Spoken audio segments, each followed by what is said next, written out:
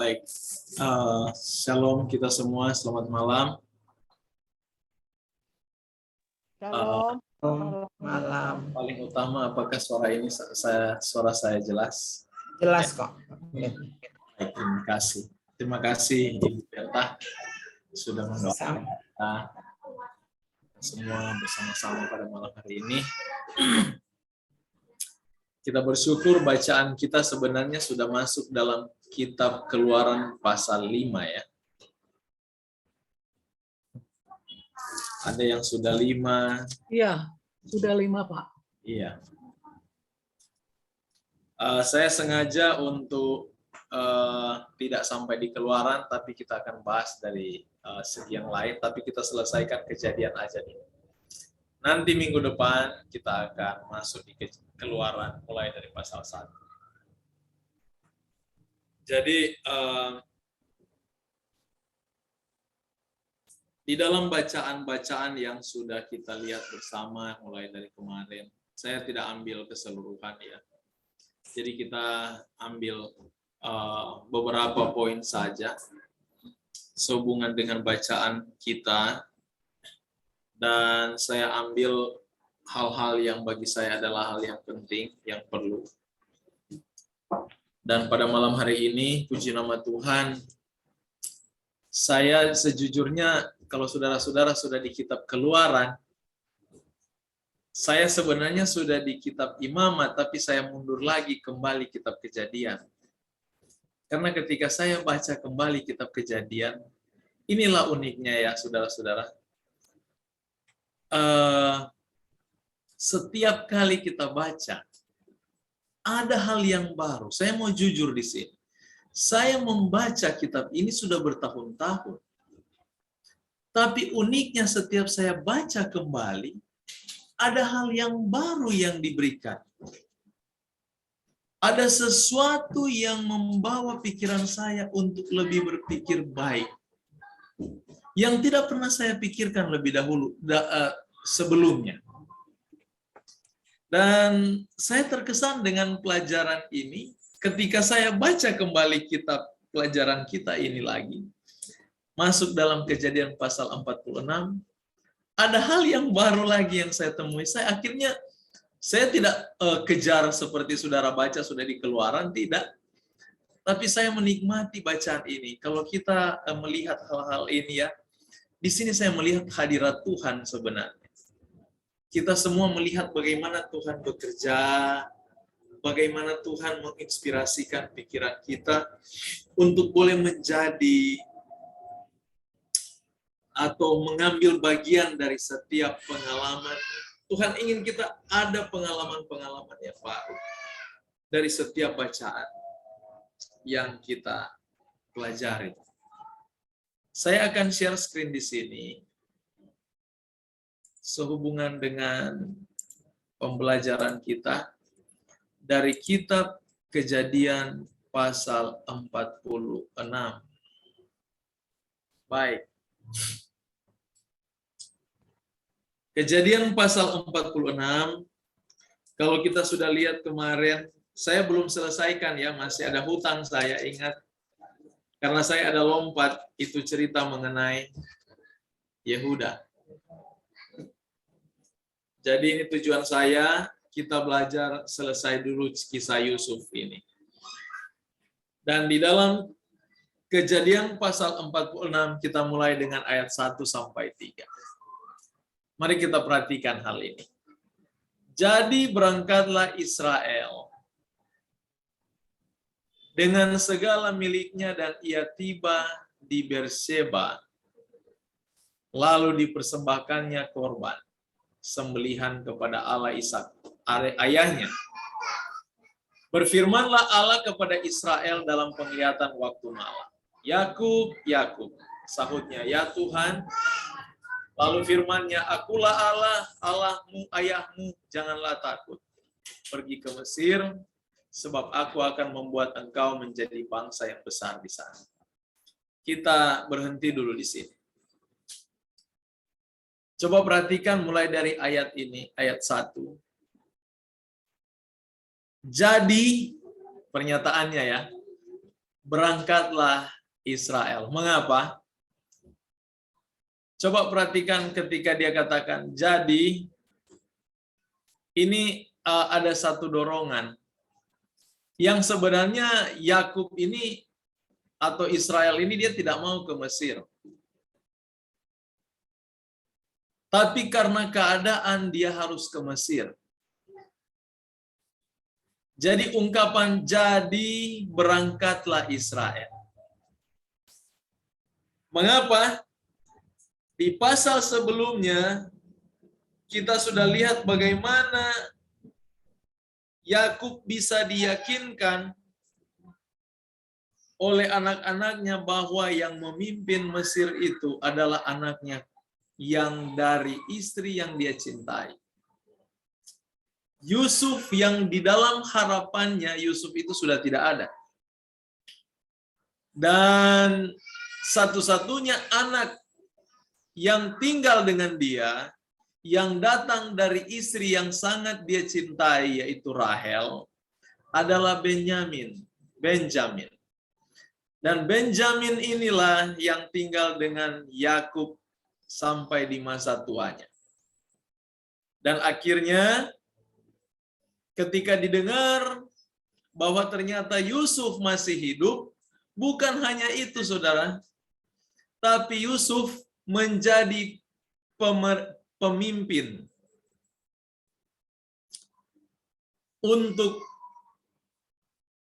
Mesir, di mana seluruh perbendaharaan negara dipegang oleh Yusuf secara langsung. Jadi ini satu kebanggaan bagi seorang ayah ketika mendengar hal itu. Tapi ingat, Yakub, saudara tahu mengapa Yakub berani ambil hak kesulungan? Karena dia mengerti persis dari garis keturunan hak kesulungan ini akan ada Mesias. Itu pertama. Kedua, mengapa Yakub ingin mendapatkan hak kesulungan waktu itu? Karena dengan hak kesulungan ini, dia memiliki tanggung jawab sebagai imam di tengah-tengah rumah tangganya. Kalau bicara keimamatan, itu artinya dia harus membawa rumah tangganya untuk menjadi orang-orang rohaniawan. Jadi yang dipandang oleh Yakub, berkat-berkat rohani di balik hak kesulungan itu. Kita sudah bahas yang lalu, tetapi saya ingatkan kembali di dalam pola berpikir Yakub. Dan Yakub mengerti persis akan tanggung jawabnya ini, dan dia ingin membawa anak-anaknya di dalam satu garis kesulungan ini. Satu garis perjanjian ini. Dia pahami betul apa yang dikatakan kakeknya. Ingat, Yakub dia adalah seorang gembala, seorang petani dan gembala. Dia tidak sama dengan Esau. Esau seorang pemburu. Jadi Yakub dia sering tinggal di rumah. Jadi dia dengar semua ungkapan dan peristiwa pengalaman yang diceritakan oleh kakeknya Abraham. Dia dengar semua itu. Sampai dia dengar juga cerita dari ayahnya Ishak. Nah, ketika dia mendengar sekarang Yusuf anaknya sudah memerintah di Mesir, sebenarnya hatinya agak berat. Mengapa? Waduh, kenapa keturunan saya ada di tempat orang kafir? Dia saja disuruh Ishak dengan ibunya untuk pulang ke Mesopotamia, ambil istri dari sana baru kembali. Tidak diizinkan oleh orang tuanya, tidak diizinkan oleh kakeknya untuk di mana keturunan ini mengambil istri dari bangsa-bangsa kafir. Mereka sangat kental dengan hal ini. Tapi sekarang, di balik kesukaan hatinya bahwa Yusuf sudah menjadi pemimpin di tanah Mesir, di satu sisi dia berpikir, mungkin Yusuf sudah tidak menjadi rohaniawan. Makanya ini yang menyebabkan hati Yakub berat untuk ke Mesir. Tapi satu pihak dia harus ke Mesir, kalau tidak mereka mati kelaparan di Kanaan. Makanya ungkapan di sini, jadi berangkatlah Israel dengan segala miliknya, dan ia kemana? Berseba. Dia tidak langsung ke Mesir. Dia singgah mampir di Berseba. Apa yang dia lakukan di sana? Buat korban. Coba tolong baca apa yang ada di Berseba sebenarnya. Peristiwa apa yang ada di Berseba? Mengapa Yakub harus ke Berseba? Tolong baca Kejadian 21 ayat 33. Kejadian pasal 21 ayat 33. Ada apa di Berseba? Mengapa dia harus ke Berseba dulu, baru dia ke Mesir?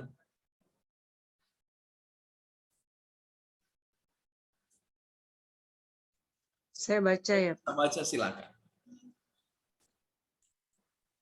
Lalu Abraham menanam sebatang pohon tamariska di Berseba dan memanggil di sana nama Tuhan, Allah yang kekal.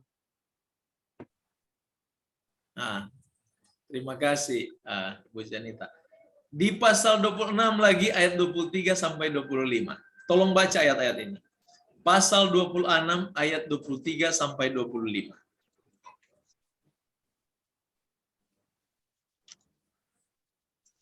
Ayat berapa Pak James? Saya baca ya. Ya, silakan. Kejadian 26 ayat. 23 sampai 25. Oke, ya.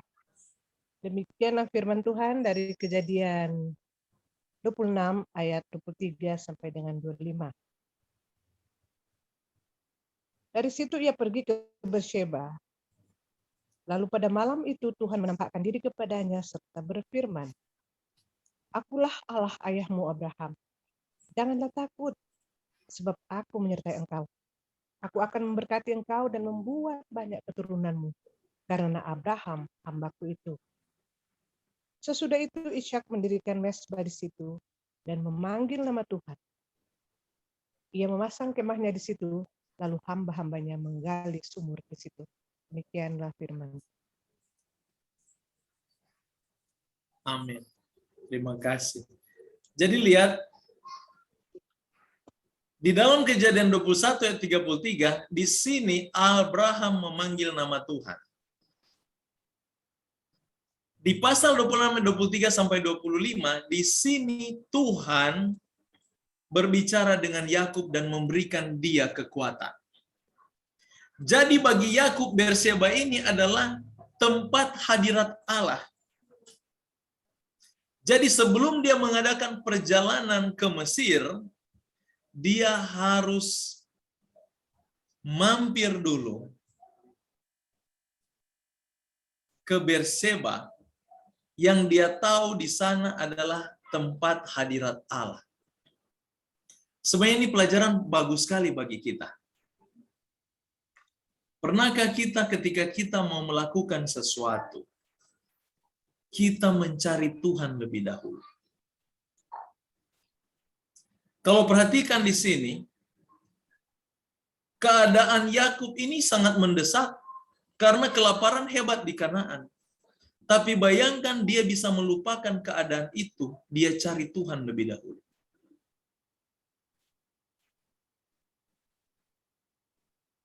Kalau kita aplikasikan dalam hidup kita, pernahkah kita ketika kita mendapatkan satu pekerjaan,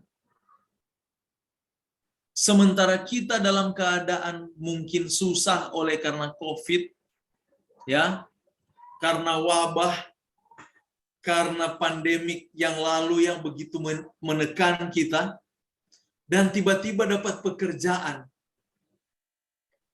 Saya mau tanya, mungkin dari saudara-saudara kita di sini ada anak-anak, atau cucu-cucu yang langsung dapat pekerjaan di tengah pandemi. Pertanyaan, apakah kita mendahulukan Tuhan atau langsung melupakan Tuhan dan ambil pekerjaan itu? Yakub, walaupun di dalam kondisi mereka, keadaan mereka, sementara kelaparan hebat di Kanaan, dia tidak cepat-cepat untuk pergi ke Mesir. Ayat 1 ini, dia berikan keterangan di sana, bahwa dia membuat korban sembelihan. Saudara, untuk memahami mengenai korban, coba buka dengan saya di dalam kitab Imamat.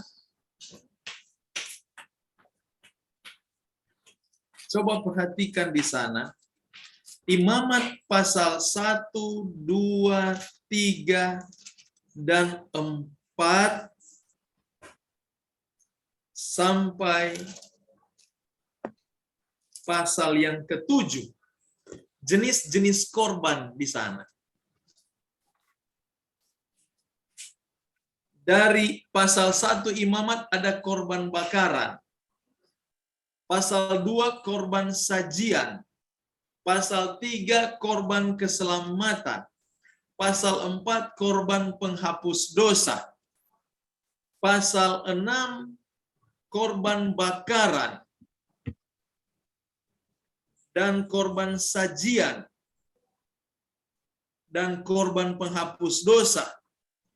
Pasal 7 korban penebus salah dan korban keselamatan. Tapi tidak disebutkan di sini mengenai korban sembelihan yang bentuk apa yang dia berikan. Tetapi di dalam pengertian untuk masa bapak-bapak ini, paling sering mereka berikan itu korban sajian yang di pasal 6. Korban sajian, korban biasanya di pasal bukan pasal 6, pasal 6, korban sajian, korban ucapan syukur. Dan kalau korban ucapan syukur di pasal 6 sudah diatur, itu harus dari apa? Segenggam tepung. Betul tidak? Segenggam tepung. Tapi di sini yang dituliskan dipersembahkannya korban sembelihan, berarti ini bukan tepung. Dia dalam bentuk apa? Korban hewan.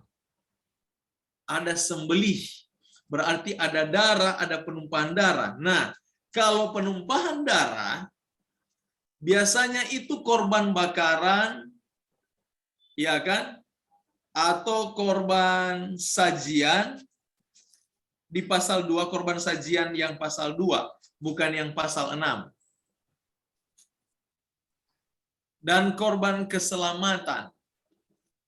Ini bentuk-bentuk korban yang diberikan kepada Tuhan. Tapi kalau di dalam perjanjian lama, satu korban ini sudah mewakili yang lain. Jadi datangnya dengan ucapan syukur sebagai sajian, tetapi maknanya sebagai korban penebus salah, korban bakaran, korban semua. Makanya Tuhan menerima korbannya Yakub. Karena Yakub mendahului segala perjalanannya ke depan dengan berhubungan dengan Tuhan. Dan perhatikan apa yang dijawab Tuhan. Jadi Tuhan langsung berfirman, Yakub, Yakub, sahutnya, ya Tuhan.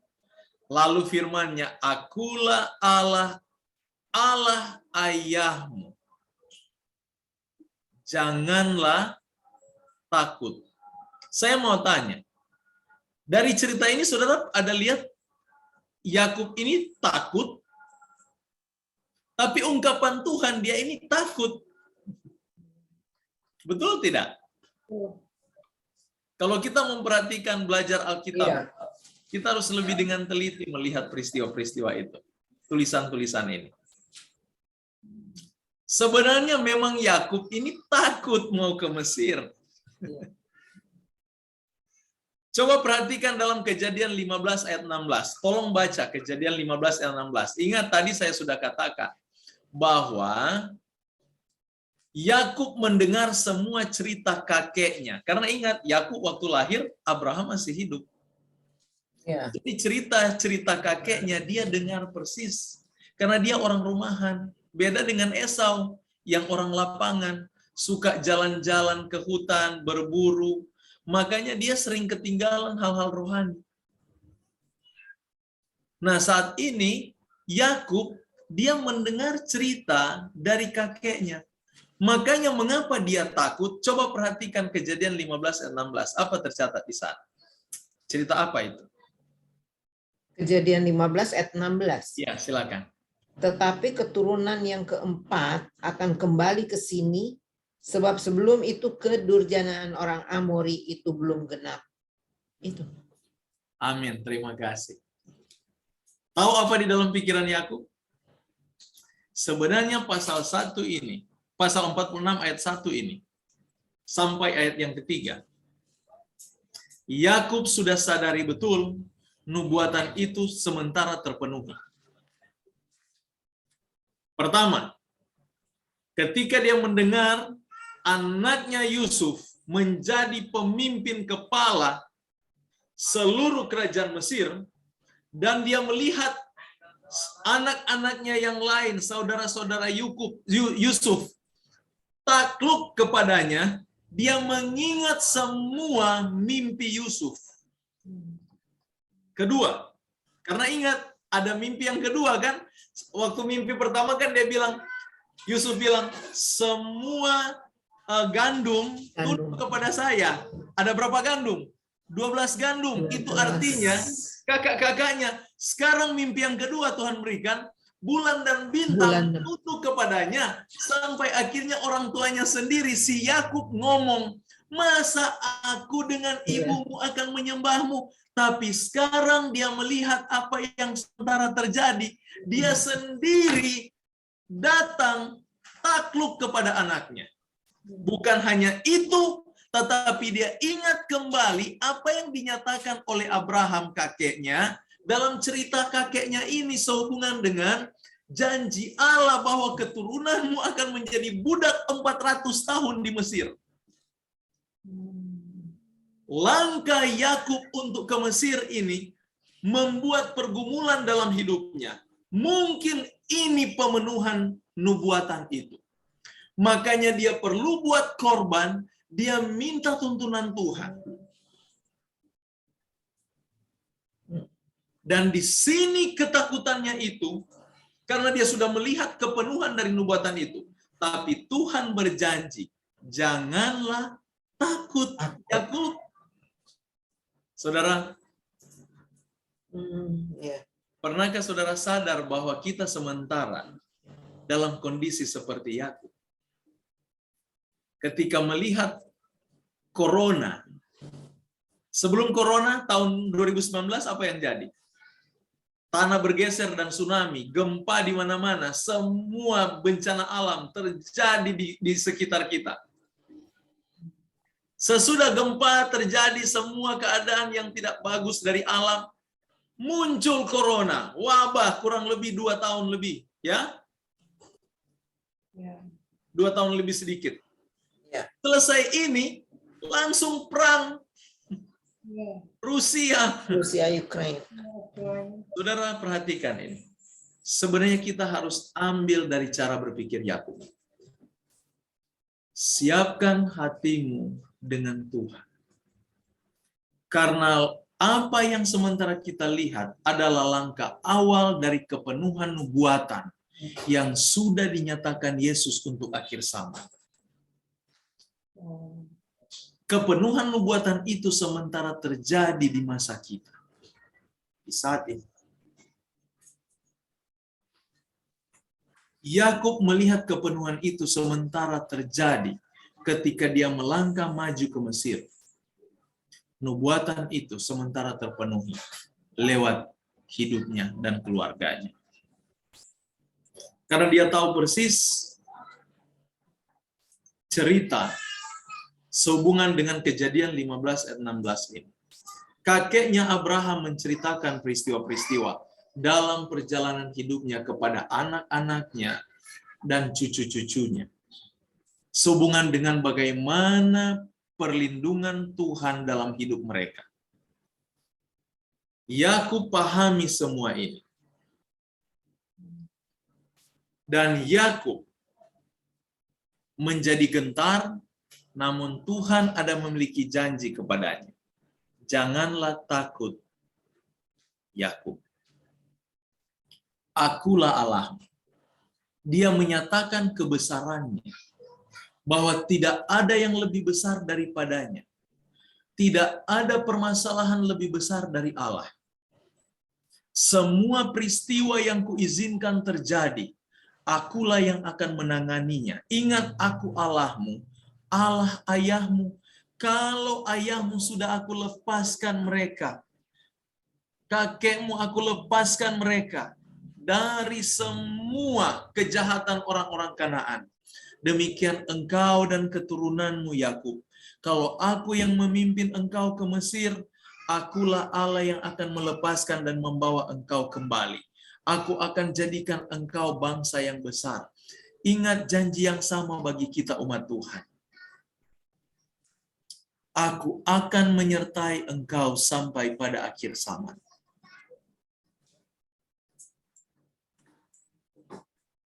Eratkan hubungan kita dengan Tuhan. Kalau mata kita sudah dibukakan, ada kekacauan di sekitar kita, dengan adanya wabah, ada perpecahan dalam jemaat. Ini semua adalah satu tanda nubuatan itu sementara tergenapi. Tapi belajar dari cerita ini, Yakub mempersiapkan langkah-langkahnya ke depan dengan membuat korban. Dengan menjalin hubungan yang erat dengan Allahnya. Kita perlu menjalin hubungan dengan Tuhan untuk lebih baik lagi. Kita hidup di masa yang sangat-sangat sulit. Imoralitas di mana-mana. Tekanan ekonomi terjadi setiap saat. Keadaan dunia yang sudah tidak menentu. Cuacanya saja sudah tidak dapat diprediksi. Saya ingat saya lahir tahun 80-an. 81 ya, saya lahir 81.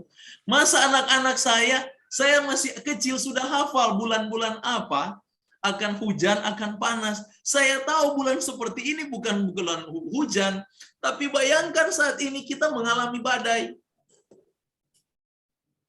Hujan dan badai, ini kan sudah tidak benar. Tapi ingat pernyataan Yesus dalam kitab Lukas, jika engkau melihat semuanya ini, angkatlah apa? Kepalamu, angkat matamu. Penyelamatanmu, keselamatanmu itu sudah dekat. Yesus akan datang segera.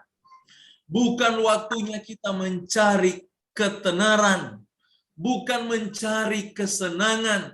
Ini bukan saatnya, saudara. Belajar dari cerita Yakub ini, kitab Kejadian.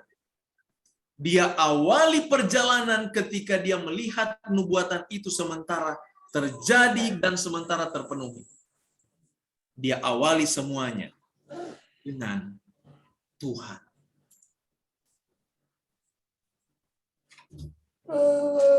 Dan perhatikan di ayat, kita lompat saja ketika mereka sampai di sana. Keturunannya ditulis dari ayat 8, ini keturunan Yakub ya, yang pergi ke tanah Gosen. Dan di sana mereka tinggal. Dan waktu mereka bertemu Yusuf, Yusuf bilang begini, saudara. Berkatalah Yusuf pada saudara-saudaranya, di ayat 31 sampai ayat 34, ayat terakhir dari pasal 46. Kepada keluarga ayahnya itu. Jadi semua saudara-saudaranya, istri-istrinya, ponakan-ponakannya, dia ngomong sebagai seorang pemimpin ini. Aku mau menghadap Firaun. Kalau dalam bahasa Inggris, dia bilang, I will go up. Dan banyak sekali komentar teolog saya baca sehubungan dengan kata I will go up. Go up, pergi ke atas. Mengapa pergi ke atas? Ini heran. Jadi para teolog mereka hubungkan dengan posisi Gosen dengan Mesir. Ternyata Gosen itu di pegunungan. Mesir itu di bawah karena dia dekat Sungai Nil. Nah, di pegunungan kok Yusuf bilang, saya mau pergi ke atas. Jadi sebenarnya banyak komentator berteolog sehubungan dengan ini, tapi saya lebih senang dengan cara penerjemahan orang Indonesia. Dia langsung bilang, aku mau menghadap Firaun. Dia langsung berfokus kepada jabatan. Jadi kalau I will go up, saya akan pergi ke atas. Dia bukan pergi ke atas, di atas posisi tanahnya. Mesirnya yang ada di bawah, tapi bilang di atas. Tapi dia menyatakan strata sosial. Jadi pernyataan Yusuf untuk menghadap Firaun, dia sementara menyatakan kepada saudara-saudaranya. Karena ingat, walaupun mereka orang Yahudi, mereka itu keturunan Abraham, mereka masih baru berapa keturunan dari Mesopotamia. Baru 3 keturunan, Abraham, Ishak, Yakub. Betul tidak? Jadi budaya Mesopotamia masih ada dengan mereka. Apa budaya orang kafir? Ini kan Mesopotamia ini orang kafir. Sama dengan budaya-budaya Mesir. Sama dengan budaya, coba saudara perhatikan budaya-budaya bangsa-bangsa yang bukan Kristen ya. Agama-agama kafir, kita sebut saja agama kafir ya. Agama yang di luar Kristen ini. Yang masih memiliki strata-strata sosial. Masih punya tingkatan-tingkatan sosial. Orang untuk para imam, duduk paling depan. Ini untuk strata rohaniawan. Habis strata rohaniawan, ada strata orang-orang kaya. Strata kedua. Habis strata orang-orang kaya, ada strata orang menengah. Selesai strata orang menengah, ini strata orang miskin dan pengemis. Dan budak. Ini stratanya. Dan saya mau kasih tahu ini. Perhatikan di ayat 34, dia bilang begini. Sebab segala gembala kambing domba adalah suatu kekejian bagi orang Mesir. Mengapa? Bagi orang Mesir, mereka yang penjaga kambing domba itu adalah budak. Strata sosialnya paling di bawah. Jadi kalau mau duduk, kalau mereka duduk tidak boleh bersama-sama. Makanya coba buka dengan saya. Buka dengan saya. Di dalam pasal 43 ayat 32. Coba tolong baca ya. Di pasal 43 ayat 32. Kejadian ya. Kejadian pasal 43 ayat 32. Iya, lalu dihidangkanlah makanan bagi Yusuf tersendiri, bagi saudara-saudaranya tersendiri, dan bagi orang-orang Mesir yang bersama-sama makan dengan mereka itu tersendiri, sebab orang Mesir tidak boleh makan bersama-sama dengan orang Ibrani, karena hal itu suatu kekejian bagi orang. Saudara bisa lihat, stratanya sudah ada. Sebenarnya di sini Yusuf bergumul. Mau memperkenalkan keluarganya datang dari strata budak. Di mata orang Mesir. Jadi orang Israel itu bukan nanti budak di zaman Keluaran. Saudara sudah baca di Keluaran sekarang kan? Bukan. Makanya ini menjadi pergumulan Yakub.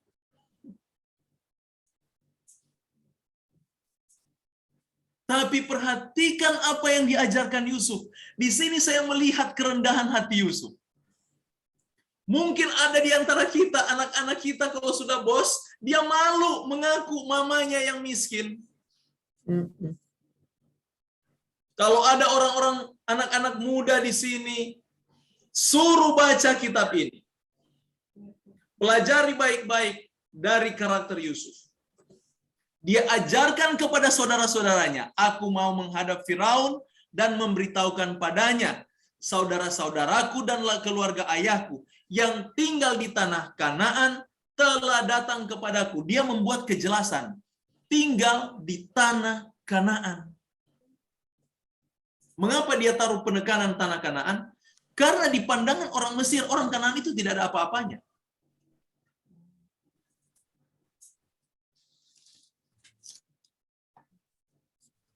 Orang-orang itu gembala kambing domba. Dia mau jelaskan seperti ini, saudara. Sebab mereka itu pemelihara ternak, kambing dombanya, lembu sapinya, segala miliknya telah dibawa mereka. Bayangkan, saudara, Yusuf mau memperkenalkan keadaan keluarganya kepada Firaun. Saudara sudah lihat di Kejadian 43 ayat 32 tadi, sedangkan makanan Yusuf itu dipisahkan dari saudara-saudaranya. Yang dibacakan tadi, Ibu Berta baca. Di Kejadian 43 ayat 32. Makanan Yusuf dipisahkan. Makanan orang Mesir dipisahkan. Makanan kakak-kakaknya Ibrani dipisahkan. Tidak boleh sama-sama. Karena itu orang Mesir sangat kental dengan strata. Dan ini memang berkembang di dalam dunia kekafiran. Makanya tidak heran sampai hari ini penyembah-penyembah berhala seperti negara-negara India, negara Cina, negara apa lagi? Thailand. Mereka masih kental dengan strata. Mengapa orang Kristen sudah tidak terlalu memperhatikan strata? Karena Yesus ajarkan itu, dan itu ungkapan di dalam kitab Efesus, di mana Paulus dia jelaskan bahwa dengan Yesus segala tembok yang memisahkan ini diruntuhkan. Tidak ada strata. Makanya kalau kita masih pakai strata, belajar kembali kisah-kisah dari Alkitab ini, dari firman Tuhan.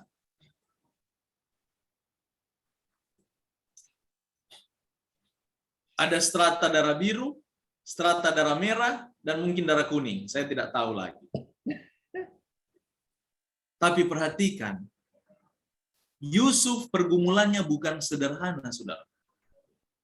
Tetapi dia membawanya dengan santai.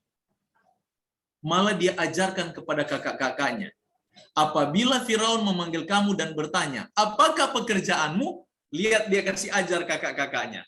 Jawablah, hamba-hambamu ini pemelihara ternak. Sejak dari kecil sampai sekarang, baik kami maupun nenek moyang kami.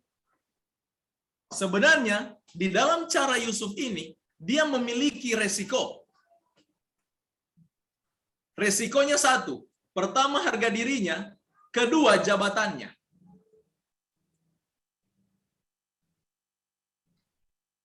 Resiko yang Yusuf mau ambil di sini sangat berat. Jabatan dan apa? Harga diri. Karena Saya senang, saya ikuti juga pembahasan Yusuf dari pendeta Takaria. Saya suka. Dan ada statement yang saya ambil dari kesimpulannya sehubungan cerita Yusuf. Yusuf, dia tetap mempertahankan karakter, bukan mempertahankan ada istilah yang digunakan, nggak gengsi lah ya gitu ya. Iya, harga dirinya itu Harga diri.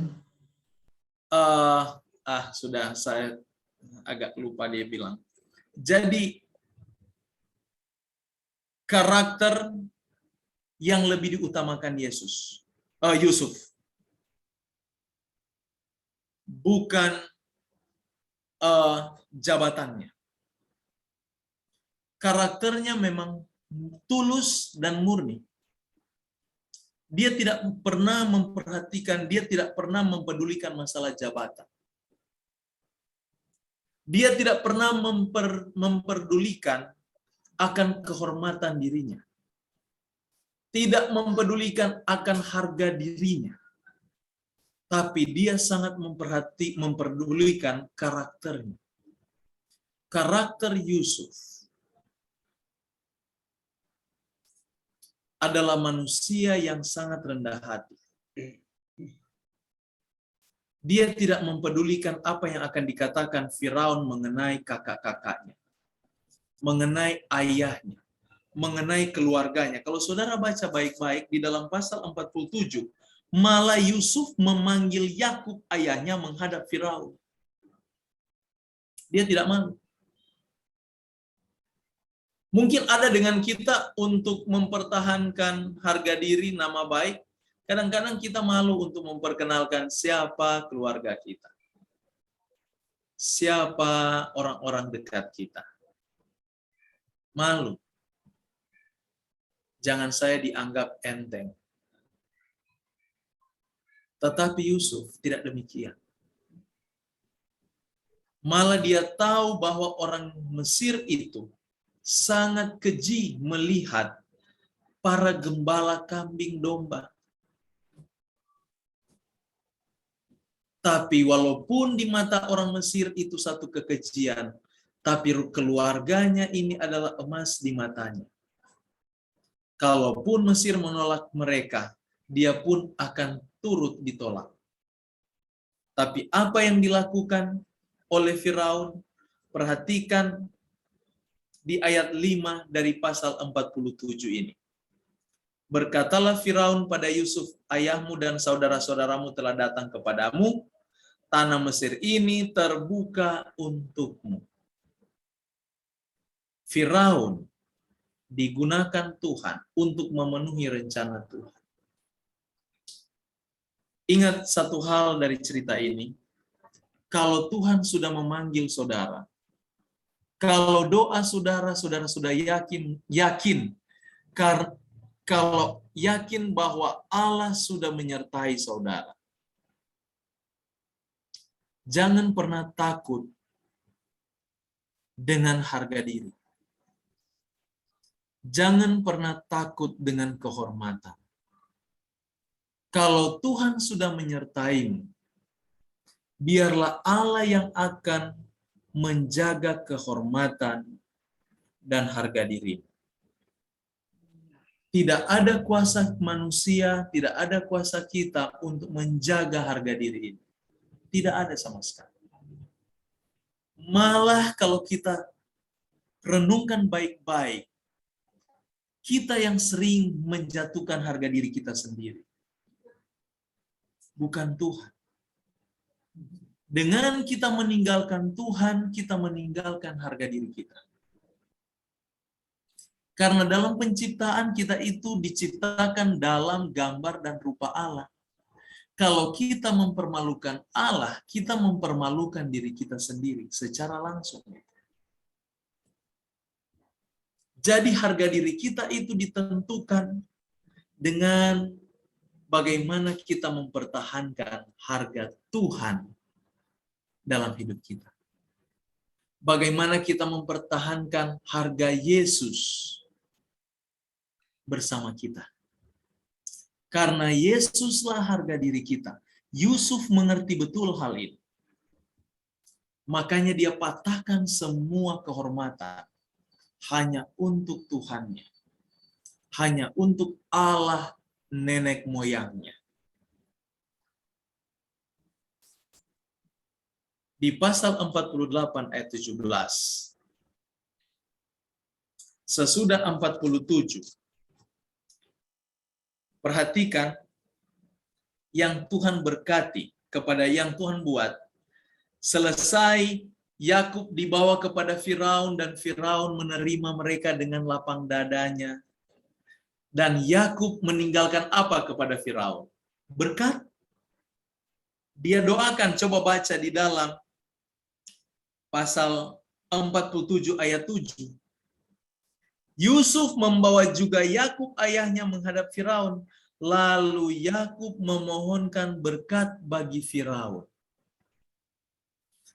Pertama bertemu dengan Firaun, apa yang dilakukan Yakub? Dia berdoa untuk berkati Firaun. Baru itu Firaun bercakap dengan dia. Firaun tanya, berapa tahun umurmu? Jawab Yakub pada Firaun, tahun-tahun pengembaraanku sebagai orang asing berjumlah 130 tahun.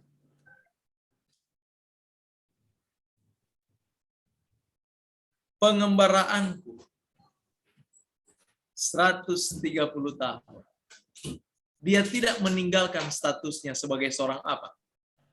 Gembala. Banyak kita orang Kristen, hanya karena uang, kita lupakan status kita sebagai pengikut Kristus. Takut ketahuan kita ini pengikut Kristus yang setia, sangkal aja dikit-dikit jadi seperti saudara-saudara kita di sebelah. Karena bos ini kan mungkin dari agama sebelah. Saya mau jadi sama dengan dia. Iya Pak, iya kan? Dia tinggalkan agamanya demi status. Tapi perhatikan Yakub, walaupun dia berhadapan dengan pembesar Raja Mesir, dia tidak meninggalkan statusnya sebagai seorang gembala. Walaupun mereka tahu, Yusuf sudah kasih tahu bahwa orang Mesir itu keji terhadap seorang gembala. Tapi dia tidak malu mengakui, membawa lencananya sebagai seorang gembala. Bagaimana dengan kita? Apakah kita malu atau kita berani menyatakan siapa kita? Jangan karena harta, jangan oleh karena jabatan, oleh karena kehormatan, engkau malu mengakui Yesus di hadapan orang banyak. Malu mengakui statusmu sebagai seorang Kristen. Seorang yang setia kepada Tuhan. Jangan sampai engkau malu. Belajar dari cerita ini. Yakub di dalam kesederhanaan dia mengakui siapa dia. Dia katakan, ini pertanyaan Firaun sederhana. Berapa umurmu? Mungkin kalau Firaun tanya sama James, saya langsung jawab, Pak Firaun, umur saya 40 tahun. Selesai. Betul tidak? Tapi bayangkan Yakub ditanya, berapa umurmu? Yang dia jelaskan apa? Tahun-tahun pengembaraanku sebagai seorang gembala sudah 130 tahun. Dia tidak meninggalkan statusnya. Menyatakan betapa dia cinta statusnya, tetapi di mata Firaun itu satu kehormatan. Makanya perhatikan apa yang dilakukan Firaun kepada mereka. Tuhan membalas kebaikan, ketulusan dari hamba-hambanya. Akhirnya Firaun katakan kepada Yusuf, suruh orang-orang ini, saudara-saudaramu, mengurus akan ternakku. Karena dia melihat orang-orang ini orang-orang skill. Orang-orang yang memiliki pemahaman di dalam apa? Di dalam pengembalaan. Bayangkan 130 tahun dia tekun di dalam sebagai seorang gembala. Berarti kalau dia sampai gembalakan domba saya, bisa-bisa saya menjadi orang kaya. Firaun bukan orang bodoh. Tetapi saudara bayangkan, Tuhan menggunakan Firaun untuk menjalankan rencananya bagi umatnya. Asalkan umatnya itu maju dengan ketulusan, jangan neko-neko. Saudara, di dalam cerita ini kita harus mengerti, kalau kita dihadapkan dengan keadaan seperti ini, mungkin kehormatan kita dipertaruhkan. Ingat satu hal, kalau Tuhan yang membawa engkau, lupakan kehormatanmu, izinkan Tuhan yang bekerja dan Dia yang akan mengatur setiap langkahmu untuk mencapai apa yang Tuhan inginkan. Ingat dalam janji Tuhan dalam kitab Yeremia, Yeskel, rancanganku adalah rancangan apa? Damai sejahtera. Kalau kita yakin dengan hal ini, mengapa kita ragu? Mengapa kita ragu? Dan sesudah itu Yusuf diberkati, saudara. Selesai peristiwa ini, di ayat 13, akhirnya singkat cerita, Firaun menjadi kaya karena pengaturan Yusuf. Semua uang sudah ditarik. Sudah tidak ada uang lagi di orang Mesir. Bayangkan orang Mesir tidak punya uang. Yusuf buat ide. Kalau kamu sudah tidak punya uang, beli gandum ini dengan tanah kamu. Jadi dikasih lagi tanahnya. Dan dia kasih bukan sama Yusuf. Yusuf berikan itu kepada Firaun. Jadi saudara bayangkan Firaun betapa senang kepada Yusuf. Dan ingat, perilaku Yusuf sudah dia lakukan dari waktu dia masih hambanya Potifar. Bukan nanti di Firaun dia seperti itu. Itu sudah menjadi tabiatnya. Dia tidak mau ambil comot-comot. Ini kan sudah buat saya saja 1 kapling atau 1 hektar. Nanti sebagiannya saya kasih ke Firaun. Kalau mungkin ada di antara kita seperti itu ya. Kelihatan ada keuntungan, ya ambil aja dikit-dikit. 1 kapling aja. Ya lumayan kan 20 kali 15 isi, ya lumayan. Jadi dapat rumah besar itu, ya kan? Tapi Yusuf tidak demikian. Namanya itu atas nama Firaun, dia kasih 100% ke Firaun. Selesai tanah habis, ternak mereka dia ambil. Dan akhirnya itu memperkaya Firaun. Dan saya mau tanya, begitu tanah mereka diambil, ternak mereka diambil, siapa yang pelihara coba? Siapa yang pelihara? Keluarganya. Karena itu perintah Firaun. Coba perhatikan. Apa yang disuruh disuruh tahun? Di ayat yang ke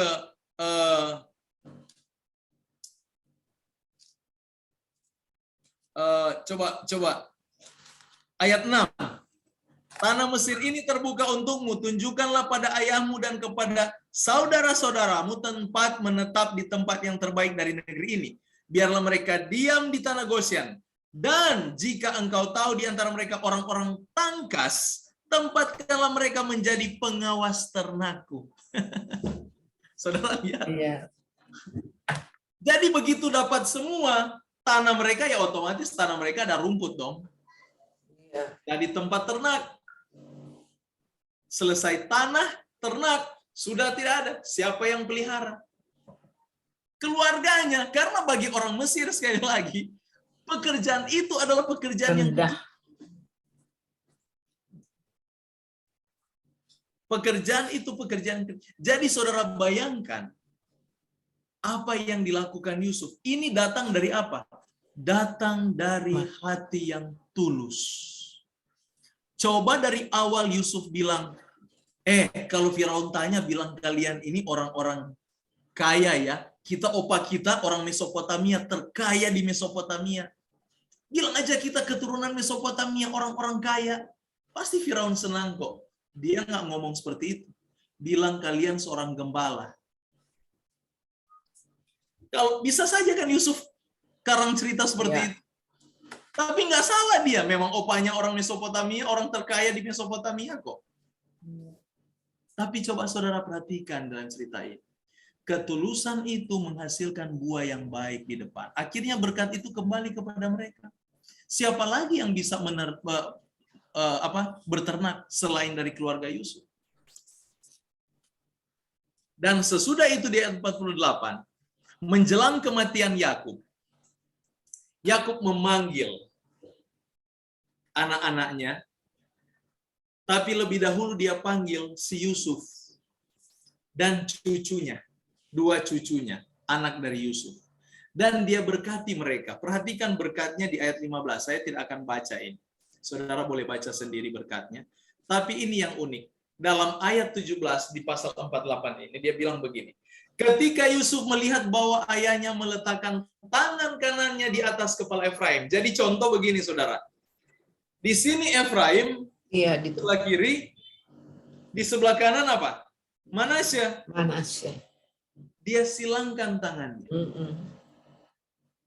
Saya mau tanya, mengapa dia silangkan tangannya? Karena memang itu ya. Sebelum menjawab pertanyaan ini, mari kita perhatikan dulu berkat-berkat yang dia berikan kepada anak-anaknya sebelum dia meninggal. Ini saya catat semua ini. Saudara boleh copy Ada yang suka mau kopi, boleh apa-apa. Ini nama anak-anaknya ini. Dan ini arti nama-nama mereka. Dan di sini sebelah ini upah mereka sehubungan dengan berkat-berkat yang dia nyatakan. Contoh Ruben. Ruben, dia tidak mendapat berkat. Makanya perhatikan di pasal 49 ayat 3. Ruben, engkaulah anak sulungku, kekuatanku dan permulaan kegagahanku. Engkaulah yang terutama dalam keluhuran, yang terutama dalam kesanggupan. Engkau membual bagaikan air, tidak lagi engkau yang terutama. Mengapa? Sebab engkau telah menaiki tempat tidur ayahmu. Ingat, Ruben ada tidur dengan istri ayahnya, si gundik ayahnya. Dalam Kejadian 35 ayat 22. Peristiwa ini. Akhirnya, Ruben biasanya kalau mereka kan harus dapat hak kesulungan. Jadi coba perhatikan, hak kesulungan mulai dari Yakub sampai di sini tidak dapat kepada orang yang sulung. Yakub mendapat hak kesulungan padahal dia anak bungsu. Adiknya Esau, aturnya si Esau dapat kesulungan. Sekarang hak kesulungan ini bukan jatuh kepada Ruben, tetapi diberikan Yakub kepada siapa? Efraim.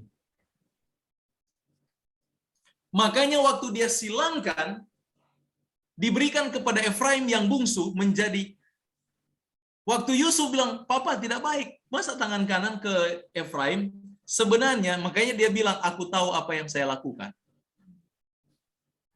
Mengapa? Karena kedua-dua anak Yusuf mendapat hak kesulungan yang sama. Jadi dengan kata lain, hak kesulungan Ruben dipindahkan ke Efraim, sementara hak kesulungan Manasya tetap menjadi haknya. Makanya Yusuf mendapat 2 porsi hak kesulungan kepada Manasya dan Efraim. Dari siapa Efraim punya hak kesulungan? Dari si Ruben. Itu dicatat di dalam kitab 1 Tawarik 5 ayat 1. Tolong baca 1 Tawarik 5 ayat 1. Coba tolong baca 1 Tawarik pasal 5 ayat 1.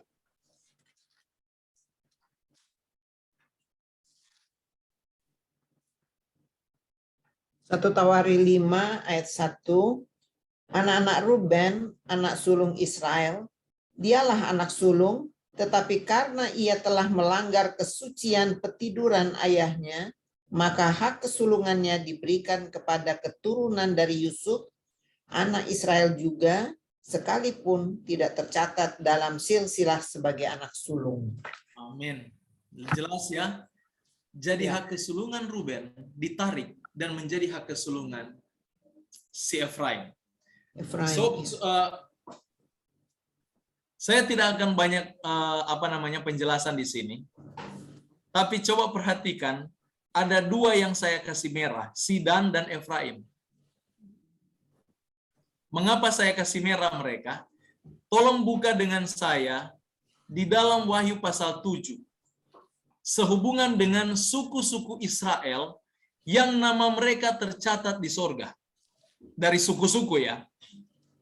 Ada 2 suku yang tidak masuk di sana. Oh iya. Yang mulai ayat 5 itu. Yaitu 2 suku ini. Suku Dan dan suku Efraim. Iya. Betul tidak? Iya. Yang lain masuk. Iya. Sekarang saya mau cerita. Waktu Efraim diurapi menjadi memiliki hak kesulungan. Ingat, Ya, disilang tangannya. fungsi kesulungan itu salah satu menjadi apa? Imam. Amin. Jadi dia bertanggung jawab dalam hal rohani. Oke? Kita paham sampai sini. Itu hak kesulungan, itu salah satu fungsinya. Ruben gagal. Akhirnya hak ini diberikan kepada siapa? Efraim.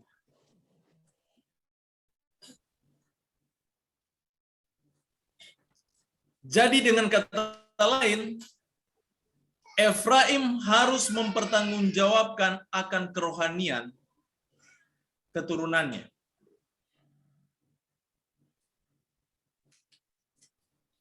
Hak ini paling utama.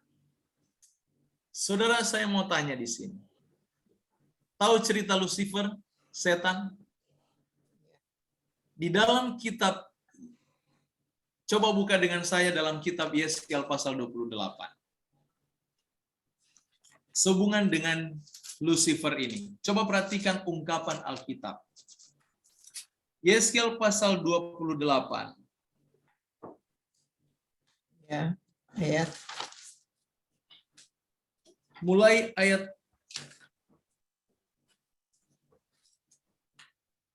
dari ayat yang ke-15 sampai 16. Ya. Yeskiel 28 ayat 15 sampai 16. Engkau tak bercela di dalam tingkah lakumu sejak hari penciptaanmu sampai terdapat kecurangan padamu. Dengan dagangmu yang besar, kau penuh dengan kekerasan dan engkau berbuat dosa. Maka kubuangkan engkau dari gunung Allah dan kerub yang berjaga membinasakan engkau dari tengah batu-batu yang bercahaya. Terima kasih. Sejak hari penciptaanmu,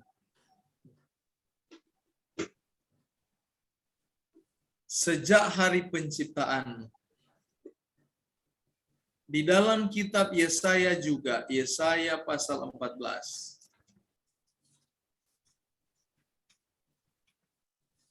Jadi ini cerita Lucifer ini. Dia adalah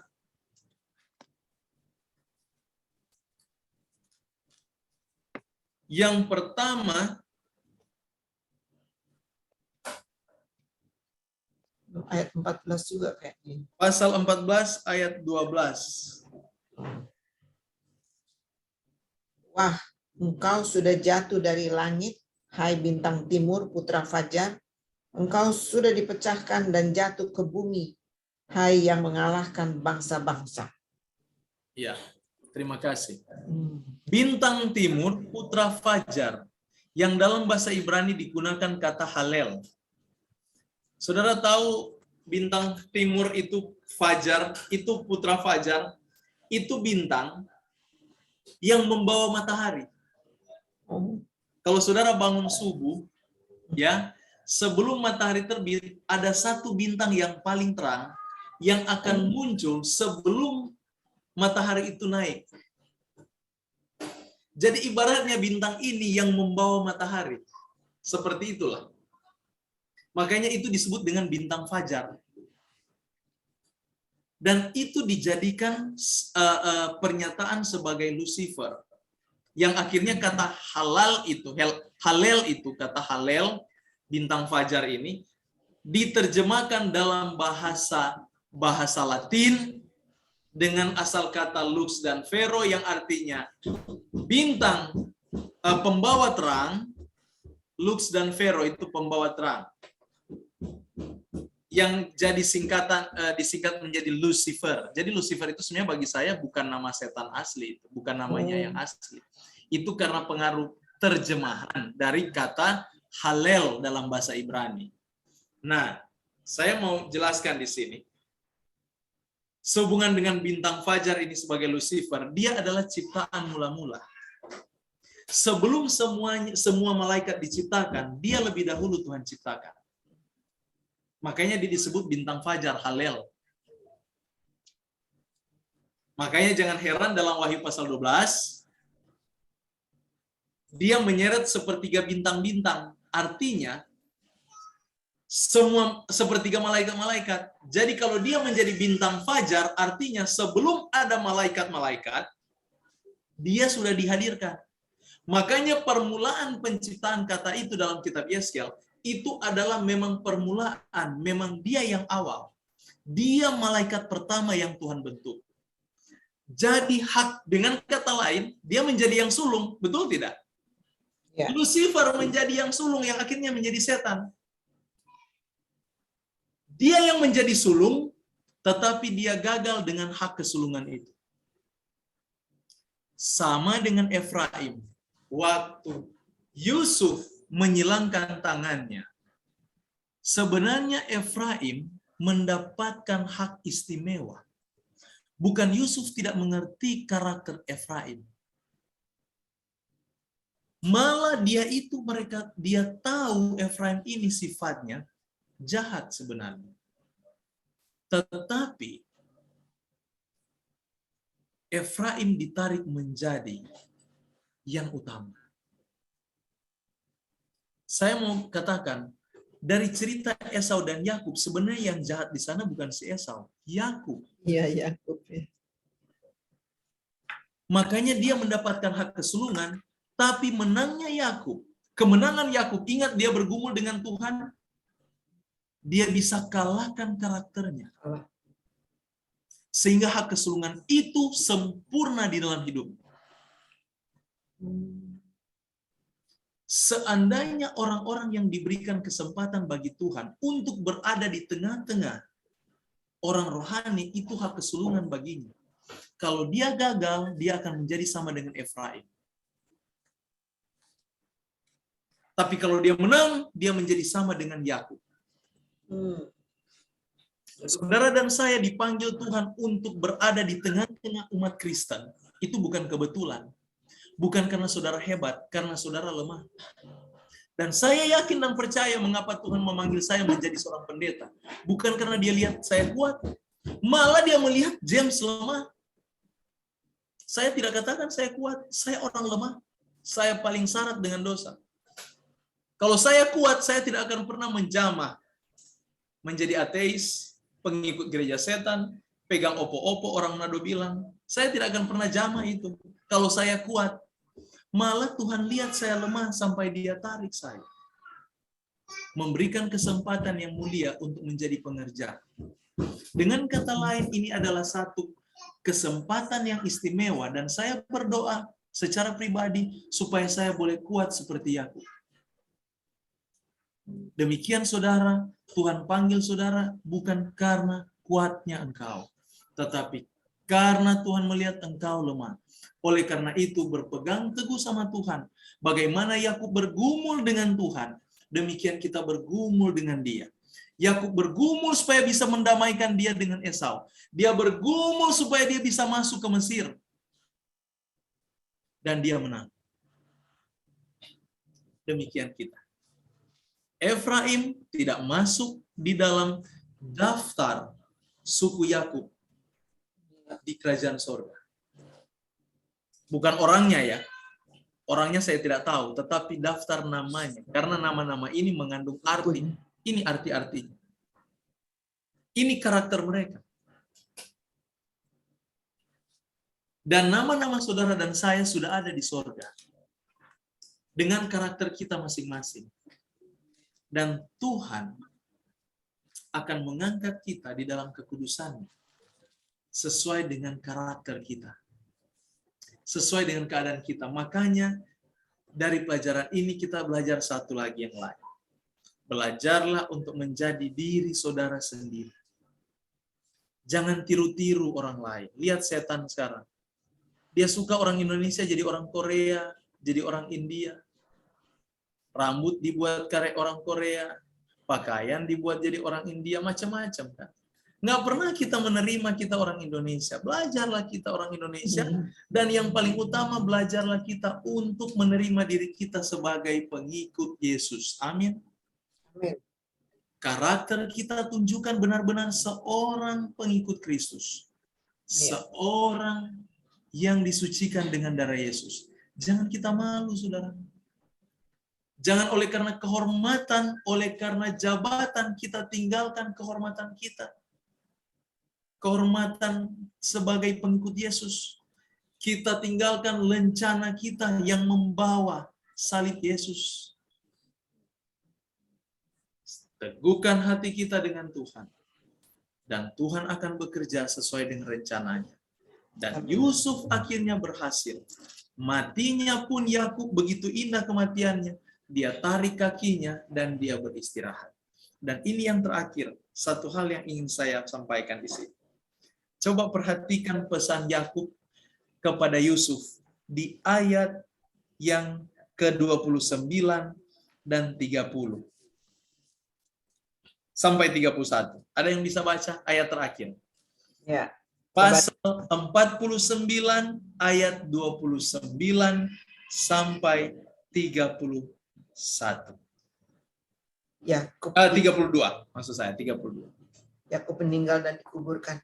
Kemudian berpesanlah Yakub kepada mereka, apabila aku nanti dikumpulkan kepada kaum leluhurku, kuburkanlah aku di sisi nenek moyangku dalam gua yang di ladang Efron orang Het itu, dalam gua yang di ladang Makpela di sebelah timur Mamre di tanah Kanaan, ladang yang telah dibeli Abraham dari Efron orang Het itu untuk menjadi kuburan milik. Disitulah dikuburkan Abraham beserta Sarah istrinya, disitulah dikuburkan Ishak bersama Ribka istrinya. Dan disitulah juga kukuburkan Lea, ladang dengan gua yang ada di sana. Di akhir, terima kasih Ibu Benta. Di Ya. akhir hayat, terima kasih banyak untuk bacaan. Di akhir hayat Yakub, dia kembali mengakui Lea sebagai apa? Iya, Istri istri yang ya. diberkati Tuhan. Coba perhatikan di mana Rahel dimakamkan. Coba buka di dalam Kejadian pasal 35 ayat 19 dan 20. Kejadian 35 ayat 19 dan 20. Saya bacakan. Ya. Demikianlah Rahel mati, lalu ia dikuburkan di sisi jalan ke Efrata, yaitu apa? Bethlehem. Yakub mendirikan tugu di atas kuburnya, itulah tugu kubur Rahel sampai sekarang. Pertanyaan, mengapa Yakub tidak menyuruh Yusuf untuk membawa dia dekat kuburan Rahel di Efrata, tapi membawa dia ke kuburan siapa? Lea. Lea, istri pertama. Ya. Ingat pelajaran kita yang lalu? Iya, itu yang Walaupun Lea menjadi istri yang tidak dicintai, namun istri ya hasil kecurangan ayah mereka, si Laban. Ya kan? Iya. Tapi namanya istri yang pertama, dia selalu diberkati Tuhan. Di akhir hidup Yakub sadari hal itu. Dan dia kembali kepada istrinya, Lea. Dia tidak meminta untuk bawa dia ke kuburan Rahel, tapi ke kuburan nenek moyangnya. Bersama siapa? Lea. Lea. Karena dia sendiri mengerti, di dalam ketika dia memberkati anak-anaknya, perhatikan pernyataan Yakub kepada Yehuda. Siapa Yehuda ini? Anaknya siapa dia? Anaknya Lea. Dan ingat, waktu Yakub memberkati anak-anak ini, dia bukan asal ngomong, di bawah inspirasi Roh Kudus dia berbicara. Makanya ini dicatat, karena ini mengandung nubuatan. Roh Kudus yang menginspirasikan dia, dan perhatikan bahasanya kepada Yehuda. Di pasal 49 ayat 8. Iya. Ayat 10 saja kita baca. Tongkat kerajaan tidak akan beranjak dari Yehuda. Mengapa dia bicara itu? Di dalam mata nubuatan dia melihat Yesus lahir dari keturunan Yehuda. Dari mata nubuatan dia melihat bahwa Yesus lahir dari peranakan Lea. Di sini dia pahami makna hak kesulungan yang dia culik dari kakaknya Esau. Esau. Dia berharap garis keturunan ini akan turun dari orang yang dia cintai. Tapi pengharapannya berbalik arah. bukan datang dari orang yang dia cintai, tapi datang dari orang yang dia tidak cintai. Lea. Tapi dalam inspirasi Roh Kudus dia melihat Yesus dari Lea ini. Makanya akhir hidupnya dia pesan sama Yusuf, bawa dan kuburkan mayat saya dekat nenek moyang. Dekat kuburan siapa? Lea. Ya. Kiranya nama Tuhan dimuliakan. Tuhan Yesus memberkati kita semua. Saya dalam nama Yesus. Amin. Amin. Amin.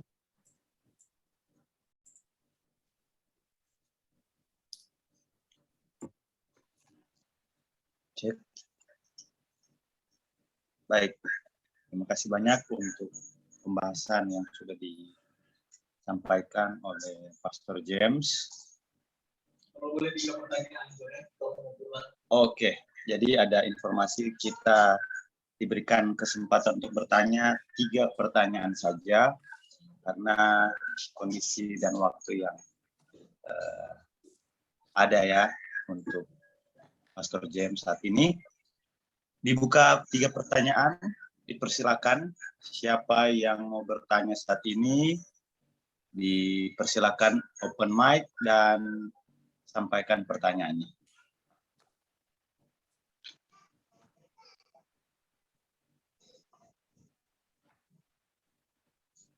Shalom, selamat malam. Pendeta James Tumorang. baik, Apa selamat kabar? malam. Semuanya hamba-hamba Tuhan, perkenalkan dulu saya Lasman Simanjuntak, Pulau Lasman Simanjuntak dari Jemaat Jatinegara. Pak James Tumorang baru di acara PA ya. Ini pelajarannya sangat menarik ya.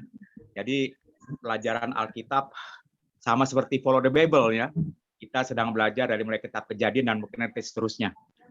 Ada pertanyaan Pak Pendeta, ini kan sebenarnya kita sudah belajar tentang bagaimana nubuatan dari mulai Abraham ya.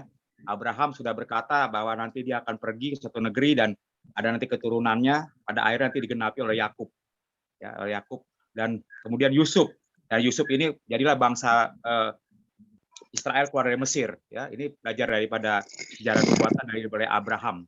Pertanyaan saya Pak Pendeta, saya sangat tertarik tadi Pak Pendeta mengutip Kejadian 46, mau melakukan sesuatu, bisakah lebih dahulu kita mencari Tuhan? Ini sangat bagus bagaimana sebelum kita melakukan sesuatu, termasuk mungkin ada sesuatu dalam hidup kita, mungkin pekerjaan kita misalnya, kita terlebih dahulu mencari Tuhan seperti Yakub ya, mempersembahkan korban ini. Ini kadang-kadang kita memang suka lupa ini mencari satu. Kemudian saya juga ini Pak Pendeta nggak mengerti Kejadian 43, konteks janganlah takut. Kenapa Yakub sampai takut gitu ya? Dari katanya dari Kanaan yang kelaparan mau ke Mesir. Kenapa dia mesti takut? Dan tadi Pendeta mengaplikasikan nama kehidupan sekarang sangat bagus. Kalau nggak salah Pendeta di Alkitab tuh ada 360 kali ya mengatakan kita jangan takut gitu loh. Diaplikasikan sama kehidupan sekarang gitu ya. Jangan takut. Tadi Pendeta sudah mengatakan pertama dengan virus corona ya. Dari mulai virus Wuhan, virus Delta sampai sekarang Omikron ya. Omikron kemudian bencana alam dan sekarang juga yang lebih mengerikan lagi harga-harga pangan sangat tinggi di Indonesia ya. Minyak goreng menghilang dan beberapa gereja sudah memberikan bantuan-bantuan. Dan yang terakhir sudah 3 juta akibat pandemi PHK di Indonesia, yang sekarang ada kita bersiap untuk perang Rusia, perang Ukraina, bukan lagi perang cyber tapi perang nuklir. Itu yang mungkin yang dikatakan mungkin bisa diperluas lagi soal konteks jangan takut ya terkait dengan iman kita. Kemudian Pendeta, yang ini sangat menarik Pendeta, ini saya ada juga pelajaran nggak mengerti Pendeta, tadi Pendeta mengatakan nama-nama kita akan di sorga dengan karakter kita masing-masing. Nama-nama kita ada di sorga, di buku hidup di sorga dengan karakter kita masing-masing. Oleh karena itu Pendeta berpesan, karakter kita tunjukkanlah sebagai pengikut Kristus. Pertanyaan saya Pendeta, ini pertanyaan saya ya. Ya mungkin nanti hamba-hamba Tuhan bisa bantu ya. Sebenarnya nama siapa Pendeta? Nama kita yang tercatat terdaftar di buku kehidupan di sorga. Yang mana Pendeta nama kita? Sekarang kan sedang dicatat nih ya oleh Yesus. Nabi Musa, Nabi Daniel, Yesus dan Rasul Paulus mengatakan selalu menyebut nama yang tercatat di buku kehidupan di surga. Pertanyaan saya Pendeta, saya punya nama begini Pendeta. Di keluarga Simanjuntak, di keluarga Pardede, nama saya Joni Simanjuntak. Tapi nama asli saya di ijazah di KTP Pulau Lasman Simanjuntak. Nama saya sebagai sastrawan Pulau Lasman Simanjuntak. Tetapi nama saya sebagai wartawan Lasman Simanjuntak. Lasman Simanjuntak ini adalah nama baptisan saya. Ya, saya dibaptis pendeta, saya orang baru lah di lingkungan Advent, saya dibaptis pakai nama Lasman Simanjuntak. Jadi kira-kira nanti ketika di buku kehidupan surga namanya mana pendeta? Pastikan bahwa nama kita apakah bisa berubah-berubah atau nama di baptisan kita nanti yang tercatat, karena di baptisan itu kan ada pertobatan, ya, ada pertobatan nama kita, ya. Jangan sampai nanti Lasman Simanjuntak jadi bin Muhammad bin ini, itu berarti ada perubahan gitu. Terima kasih Pak Pendeta.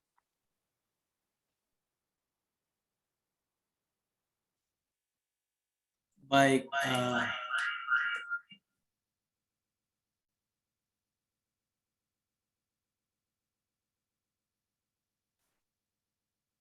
tes. Apa suara saya kedengaran? Jelas, Pendeta. Oke, terima Jelas kasih. kedengaran Pendeta. Untuk nama yang Tuhan akan berikan kepada kita, saya ingin baca dulu dari kitab Wahyu.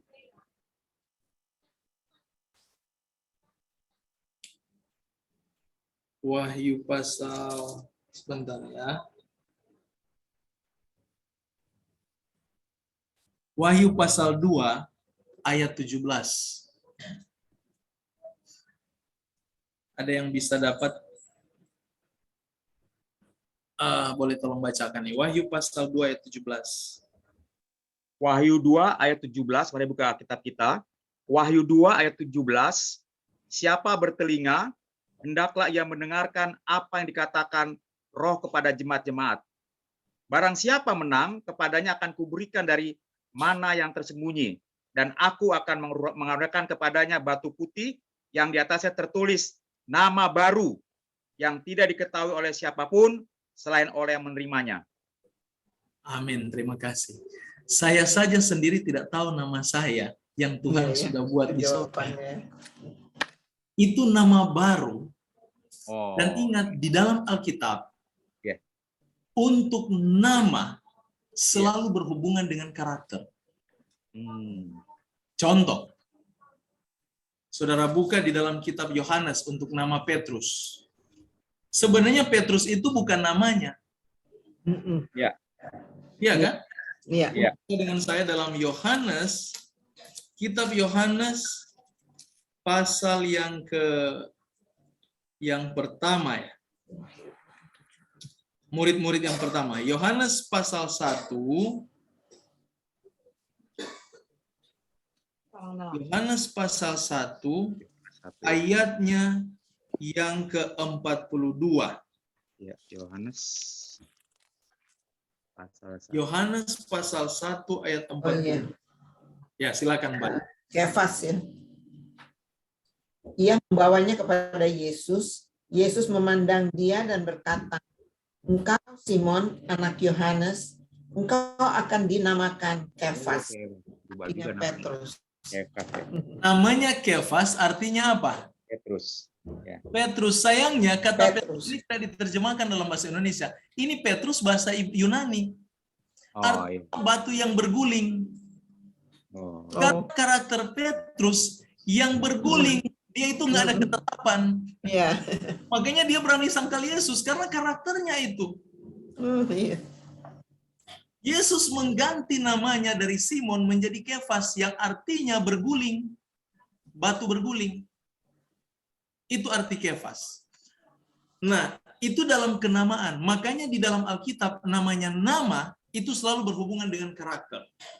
Contoh juga tadi yang saya sudah tunjukkan ya, sudah paparkan di sini, sehubungan dengan nama siapa itu? Sebulon itu apa? Sebulon. Coba saya paparkan lagi. Yang artinya apa? Membeli atau menukarkan. Karena memang dia dilahirkan, dia tercipta karena Lea tukarkan harga buah dengan malam itu dia tidur dengan siapa? Yakub.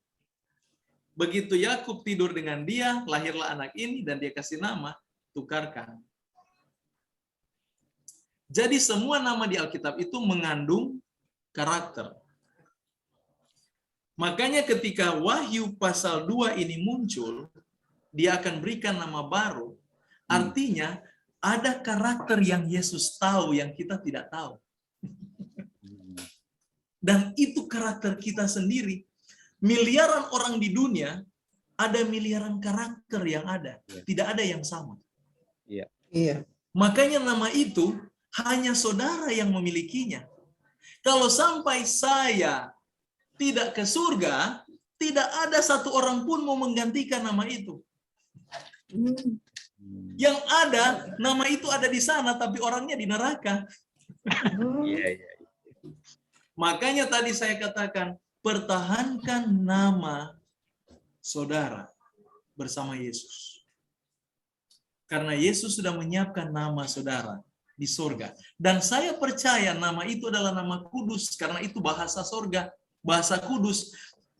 Tidak dan terlalu miskin bahasa kita untuk menjelaskan kemuliaan bahasa surga. Jadi kalau nama saya, Tuhan sudah bilang, saya tidak dapat memahaminya.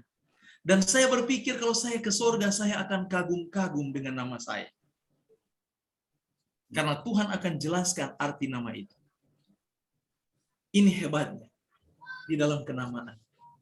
Makanya kita diajarkan untuk menghargai apa yang Tuhan sudah berikan. Itulah mengapa ungkapan Paulus, bersukacitalah engkau dalam segala hal. Artinya kita menerima keadaan kita. Kalau kita banyak penderitaan, jangan takut, nama saudara adalah bagian dari penderitaan itu. Berbahagia kalau kita menang di dalam dunia ini. Ada orang sedikit penderitaan, tapi dia diselamatkan. Ada orang yang banyak sekali, sampai ada pernah dia bilang, aduh saya selama hidup capek saya menjadi Kristen pendeta. Kenapa? Sepertinya dari kecil saya menderita terus. Jadi ada orang yang lebih menderita dari kita ternyata. Tapi kuatkan mereka. Kalau mereka menang, ada nama baru bagi mereka. Yang mengawali kehidupan mereka, karakter mereka. Yang menang dalam penderitaan. Jadi mungkin itu yang bisa saya jawab sehubungan dengan kenamaan. Berarti Pak Pendeta, mohon ya sebentar Pendeta. Berarti sebenarnya kalau Alkitab, benar kata pujangga Inggris, apa arti sebuah nama ya? Kalau kita terjemahan tadi berarti yang kita pertahankan bukan nama kita ya, karakter kita, tabiat kita yang terus bertumbuh dan berbuah. Ada akhirnya tabiatnya seperti tabiat Kristus, ini nanti yang tercatat di surga Pendeta ya. Karena nama baru ini kita misteri gitu loh. Yang penting tadi katakan nama melambangkan pada karakter, tabiat Kristus. Inilah yang harus kita tiap hari ya, tiap hari bertumbuh, berbuah, betul gitu ya. Terima kasih Pak Pendeta. Amin.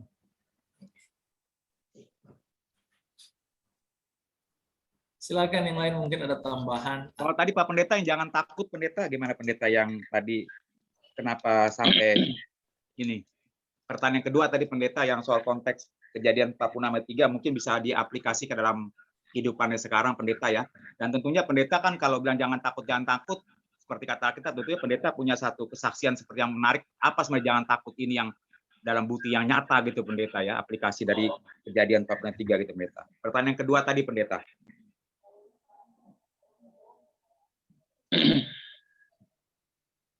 Jadi tadi di awal cerita kita, di awal pembahasan ini, sehubungan dengan kata Tuhan bilang jangan takut itu, oleh karena sebenarnya si Yakub banyak hal yang dia lihat di sana. Yang pertama, kondisi, keadaan mereka, yang sebenarnya Yakub tidak mau ke Mesir kan? Ya. Makanya dia katakan di sana jadi, diungkapkan kata jadi. Baru dia bawa, dia kasih korban, dan Tuhan katakan jangan takut, ya kan? Yang menjadi salah satu ketakutan Yakub, dia sudah melihat nubuatan itu yang sementara terpenuhi. Yang pertama, dia sudah melihat mimpi Yusuf bahwa dia sendiri akan menyembah anaknya. Dari arti bintang-bintang yang menyembah matahari, menyembah kepada Yusuf dan bulan bintang ya. Dia sudah melihat ke sana. Yang kedua, Dia mengingat apa yang diungkapkan Abraham sehubungan dengan 400 tahun keturunanmu akan menjadi budak di tanah Mesir. Awal pemenuhan nubuatan itu dilakukan olehnya. Ini muncul pergumulan dalam hidupnya. Dan juga ketakutan yang lain. Kalau mungkin saya bisa tambahkan di sini. Cerita Ishak dan Abraham, dua-dua menjadi penipu di tanah Mesir. Katakan kepada orang Mesir, ya, kamu bukan istri saya, tapi adik saya. Iya kan? Iya. Jadi ketakutan mereka ke tanah Mesir itu sudah ada. Makanya di sini ada janji Tuhan berikan. Makanya tadi saya buat aplikasi. Aplikasi sehubungan dengan akhir zaman, melihat keadaan dunia yang sudah goncang, ya. Apa yang harus kita lakukan? Ikuti kata cerita Yakub. Dia buat korban, artinya dia berhubungan dengan Tuhan. Dan ada janji Tuhan di sana. Aku akan menyertai kamu sampai pada akhir zaman. Matius pasal 28 ayat 19-20. Janji yang sama diberikan kepada Yakub. Jangan takut. Aku Allahmu, Allah ayahmu yang akan memberkati engkau. Menuntun engkau dan malah membawa engkau kembali ke tempat ini. Jadi banyak aplikasi yang bisa kita tarik dari cerita ini. Sehubungan dengan peristiwa apa yang dialami Yakub. Jadi dengan kata lain, Yakub memang takut dia. Makanya Tuhan langsung ungkapkan, jangan takut Yakub. Karena ketakutan dia, makanya dia berbelok kemana? Ke Berseba untuk membuat korban di sana. Karena di sana dia mendapatkan jaminan Allah. Jaminan dari janji-janji Allah. Dengan demikian kita juga harus setiap saat mendapatkan jaminan dari janji-janji Allah itu sendiri. Mungkin itu saja Pak Lasman yang bisa saya terangkan di sini. Terima kasih Pak Pendeta. Terima kasih Pak Pendeta. Tuhan berkati. Lanjut. Tuhan berkati. Baik, masih ada lagi yang rindu untuk bertanya atau memberikan tambahan sesuai dengan pembahasan dan juga pertanyaan yang lain yang mungkin ingin menambahkan dari Saudara Pulo Lasman ya, atau sudah jelas? Ya. Ada lagi pertanyaan?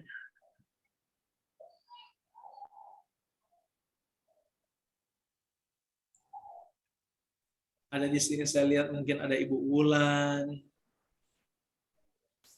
ada Ibu Krisya, silakan. Ada Ibu Abeili, Ibu Muriel Kando. Saya lihat ada Ibu Jen Kenter, Irina, atau Kak Ana di sini. Silakan. Saya minta maaf tidak sebutkan satu persatu.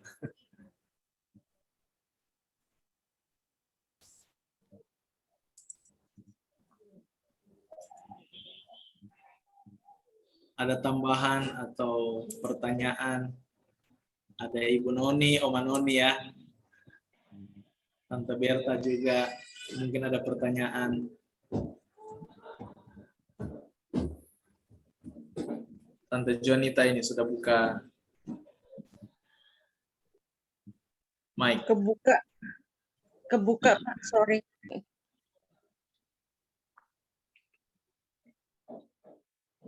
Iya, silakan. Ada yang mau bertanya atau tambahan? Christian, Ya, Pendeta silakan. Christian dan Pendeta James, saya bukannya apa-apa, cuma mau tambah aja betapa saya mengikuti bacaan Alkitab per hari ini yang sudah memasuki berapa hari ya hari ini. Jadi saya merasa bersyukur juga bisa pelajari firman dan pada akhirnya udah ada keasikan tersendiri pada waktu seperti yang saya baca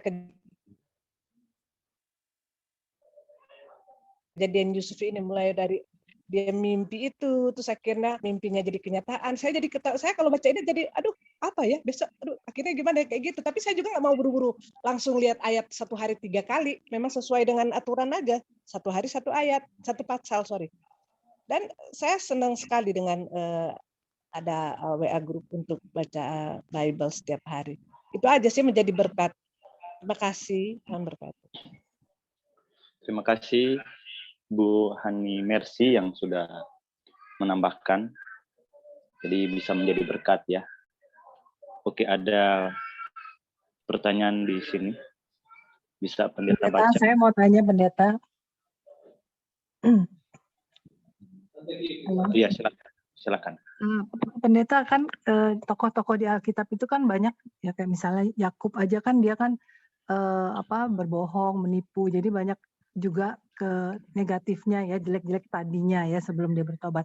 Tapi kalau untuk Yusuf ini apa kelemahannya pendeta? Kok kayaknya dia nggak ada kesalahan yang berarti ya?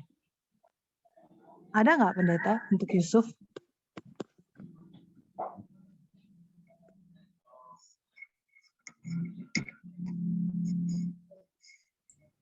Memang kalau perhatikan, mungkin kemarin ada pertanyaan dari kami Randa waktu itu ya. Kalau saya melihat itu juga satu kelemahan. Waktu dia katakan di pasal yang coba kita lihat dari kejadian pasalnya yang ke Juru minum.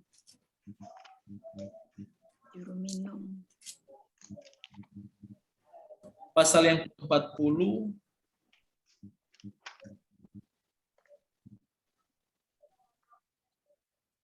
pasal 40 ayat yang ke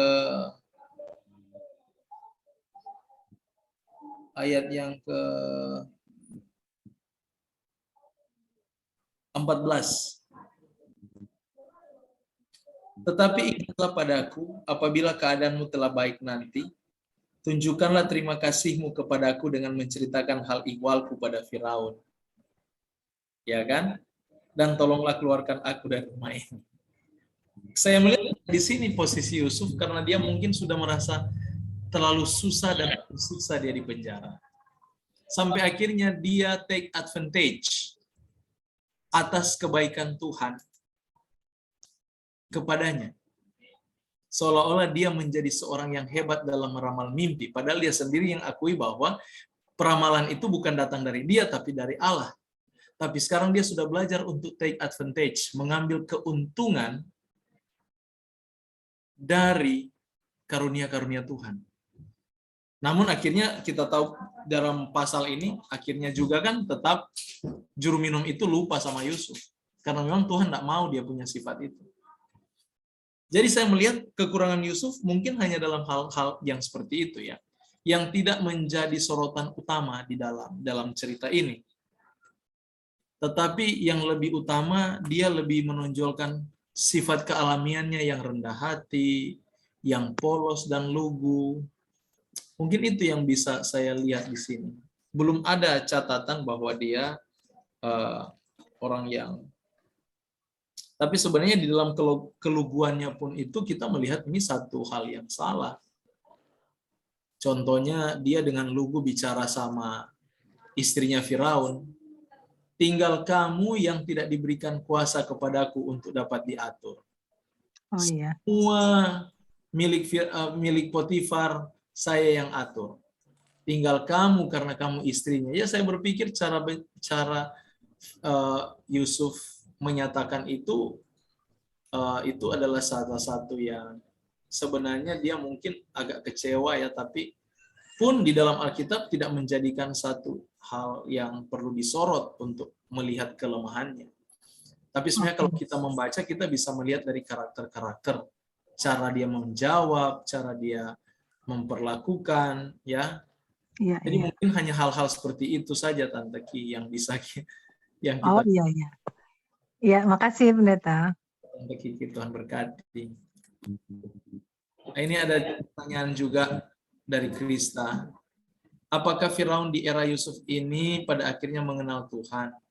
Karena sepertinya dia lebih baik dari Firaun di era Musa. Saya punya buku arkeologi sehubungan dengan cerita kisah-kisah Firaun ini. Saya pernah baca buku ini dan dia katakan sebenarnya memang betul di masa Firaun inilah dia itu, makanya pas masuk di kitab Keluaran Firaunnya berbeda. Namun saya mau katakan di dalam sejarah Firaun selesai apa istilahnya Yang tulah-tulah itu. ya, nah, istilah kalau dinasti. Nah, dinasti ya. Selesai dinasti Firaun, dia bukan lagi Firaun, tetapi mereka berubah namanya sehubungan Allah mereka yang berubah. Dan unik dalam cerita ini ketika saya baca buku arkeologi ini, mereka menyimpulkan sehubungan dengan perubahan yang terjadi di Mesir. Karena era Firaun itu berakhir di masa Musa. Era Firaun berakhir di masa Musa. Sesudah Firaun itu, raja-raja yang istilah Firaun itu sudah bukan lagi Firaun, tetapi karena istilah Firaun ini sehubungan dengan dewa-dewa, nama dewa mereka, pujaan-pujaan mereka. Sesudah era Firaun, ada era yang baru yang diperkenalkan oleh Firaun yang menyamar menjadi laki-laki, yaitu ibunya Musa, ibu tiri ya, yang mengangkat Musa dari air. Dia yang ada menyamar jadi Firaun dan dia memperkenalkan Allah yang baru. Jadi ketika cerita orang Israel keluar dari Mesir ini, semua cerita dinasti Firaun ini berubah. Tidak lagi nama Firaun. Jadi kalau dalam pertanyaan Krista seperti ini, apakah Firaun di era Yusuf ini mengenal Tuhan? Bukan hanya di era dia, tetapi di era Musa itu, sesudah Musa itu, mereka mulai mengenal Tuhan. Malah memperkenalkan Tuhan yang esa. Tadinya mereka banyak Allah ya, tapi sekarang mereka mulai mengenal Allah. Allah yang esa. Kalau kita perhatikan juga waktu peristiwa Yusuf dengan Potifar ya, ungkapan Alkitab, Potifar melihat penyertaan Tuhan kepada Yusuf, makanya dia sangat menyayangi Yusuf. Karena dia melihat penyertaan Tuhan. Jadi sebenarnya kehidupan Yusuf ini sangat mempengaruhi keagamaan Mesir di masa itu. Makanya ketika datang di dalam kitab Keluaran pasal 1, Keluaran pasal 1, coba perhatikan di dalam ungkapan Keluaran, dia bilang begini. Ayatnya yang kelima. Seluruh keturunan diperoleh Yakub berjumlah 70 jiwa, tapi Yusuf telah ada di Mesir. Kemudian matilah Yusuf serta semua saudara-saudaranya dan semua orang yang seangkatan dengan dia. Kemudian di ayat 8, bangkitlah seorang raja baru memerintah tanah Mesir yang tidak mengenal Yusuf. Secara tidak langsung dia sementara menyatakan dia juga tidak mengenal Allah Yusuf. Tidak mengenal agama Yusuf. Jadi di era Firaun masa Yusuf ini, saya juga berpikir mereka mulai mengenal Allah Israel. Hanya di era yang baru ini, ketika sudah punah kekuasaan ini, mereka melupakan orang Israel, mereka datang kepada sistem mereka di dalam penyembah berhala itu. Makanya perhatikan bahasa Firaun kepada Musa. Siapa Allah yang harus kusembah? Siapa Allah yang harus saya ikuti itu? Saya tidak tahu siapa dia. Saya tidak mau ikuti apa yang dia katakan. Itu kan, dia dengan sombongnya yang akhirnya di dalam cerita ini, itu diangkat sebagai satu nubuatan menyatakan bahwa apa yang dinyatakan Firaun itu mewakili bahasa setan. Sehingga di dalam teologia menempatkan peristiwa orang Israel keluar dari Mesir, keluar dari perbudakan adalah peristiwa keluarnya umat Kristiani, keluar dari perbudakan dosa. Jadi disimpulkan secara demikian. Jadi mungkin demikian saya bisa jawab sehubungan dengan pertanyaan dan juga sekaligus ini analisa pernyataan dari Krista ya. Sepertinya dia lebih baik dari Firaun di era Musa dan itu memang benar. Itu saja mungkin saya bisa jawab di sini. Terima kasih Krista.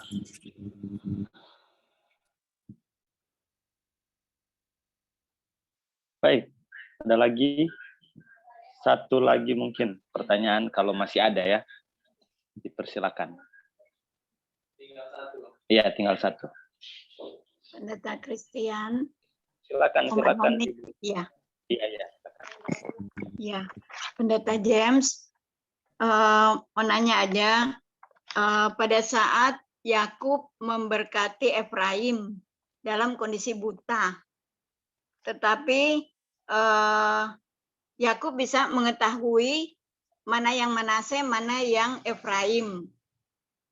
Dalam kondisi sebelumnya belum pernah ketemu, belum pernah tahu mana yang Manase, mana yang Efraim. Berarti ini Yakub ini dituntun Roh Kudus ya, Pendeta James. Bukan keinginan Yakub.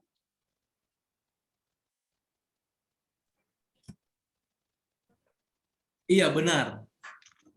Memang itu dituntun oleh Roh Kudus. Makanya ungkapan-ungkapan Yakub ini, pemberkatan-pemberkatan dia ungkapkan itu di bawah pengaruh Roh Kudus sama dia. Makanya waktu Yusuf bilang, "Papa, salah, tangannya salah." Dia bilang, "Aku tahu itu." Ya. Karena memang dia mengerti Roh Kudus yang menuntun hatinya. Ya. Ya. Tapi dalam kehidupan aplikasi dunia sekarang, tanpa kita menyadari, misalnya dalam keluarga ada anak 2. Kebanyakan ibu-ibu ini atau bapak kayaknya cenderung yang disayang itu anak kedua, maaf ya yang anak kedua. Secara tidak langsung anak kedua sering kita bela. Ini punya adik, ini punya adik. Ini bukankah ibaratnya ya seperti yang terjadi dalam Alkitab ya, tanpa sengaja bahwa kita juga ikut teraplikasi bahwa sering membela adik yang kedua. Terima kasih Om Anoni. Jadi beda ya, kalau di dalam hidup kita sekarang sudah tidak ada sistem hak kesulungan seperti zaman Israel yang memang Tuhan tuntut itu sehubungan dengan simbol atau perlambangan atas lahirnya Yesus sebagai anak sulung. Anak sulung Allah.